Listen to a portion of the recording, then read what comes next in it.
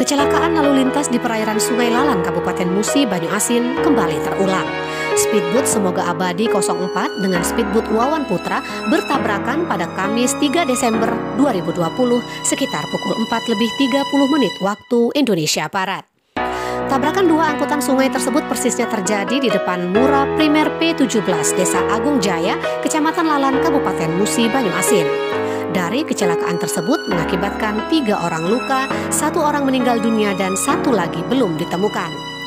Informasi yang dihimpun menyebutkan kecelakaan angkutan air tersebut bermula ketika speedboat Wawan Putra yang diserangi oleh Haryanto keluar dari jalur primer P17 Desa Agung Jaya menuju ke Sungai Lalan mengarah ke Desa Karangagung dengan jalur sebelah kanan.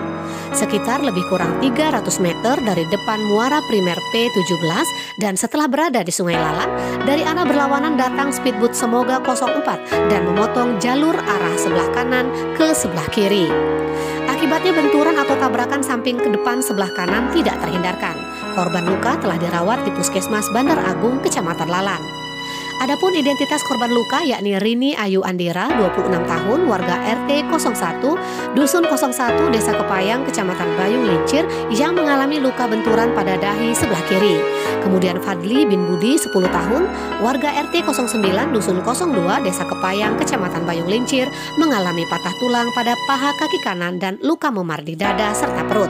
Kemudian Suwadi, 40 tahun, warga Jalan Haji Faki Usman, RT 32, RT 04, Kelurahan 1 Ulu, Kecamatan Seberang Ulu 1 Palembang, mengalami luka dahi sebelah kanan dan tangan kanan sebelah kanan. Sedangkan korban yang meninggal atas nama Budi bin Demut, 44 tahun, warga RT 09, Dusun 02, Desa Kepayang, Kecamatan Bayung Lincir. Laporan Romi Rifano dari Musi Banyuasin untuk Anda.